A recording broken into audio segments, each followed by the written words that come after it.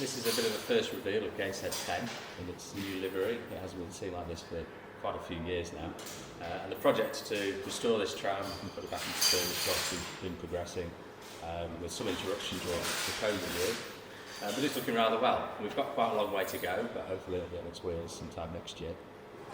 And it's just part of the programme of work we're doing through the winter and in the case of this tram, all through the year to ensure the tramway is definitely able to operate what is now, this will be 52nd year next year. Some of that work includes track work, some includes overhead work, there's work on the trams themselves, and as a result of that we're going to suspend operations temporarily, just for 3 months, in the new year, when we're largely closed anyway, to enable us to focus on a number of key areas.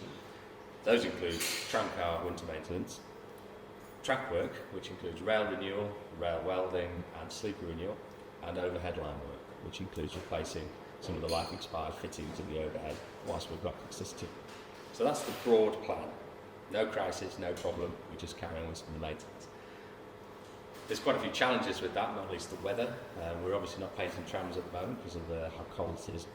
And unfortunately the guys have to do the work in all weathers in terms of sleeper replacement and rail renewal and so on. So there's quite a lot going on. But by and large, you'll be able to keep up with progress on the transport blog and the museum's Facebook pages, and we'll keep everyone up to date as to what's happening. Trams will be back next year.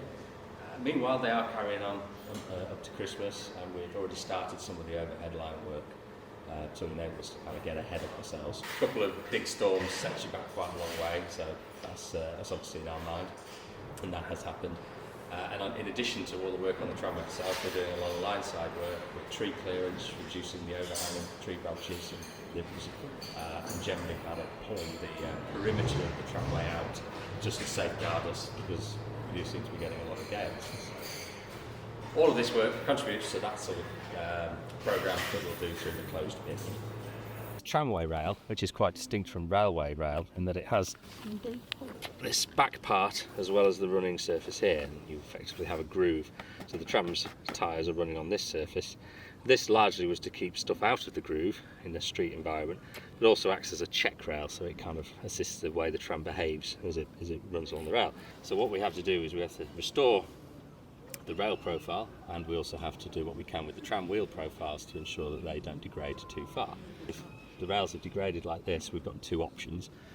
We either replace the rail, which is the plan for these sections, or we build up with weld the missing section, which is what we're going to do further around the streets where the cobbles are. And that's effectively one of the big winter tasks, which is neither easy nor cheap. So whilst the trams aren't running, the buses very much are. As you can see, there's an empty space in the depot because the vehicles are out today. You'll also be able to see some of the new vehicles. This is the United bus, which is temporarily in here. It's waiting restoration, but we're just restoring it here. So an opportunity to see what they're like before they're restored. And then our new Weird Motor Service labelled Titan is also on display here whilst we're carrying out the commissioning work ready for it to go to service next year. So as well as these, obviously the regular fleet buses are out, as you can hear. So for service visitors on site, we maintain throughout.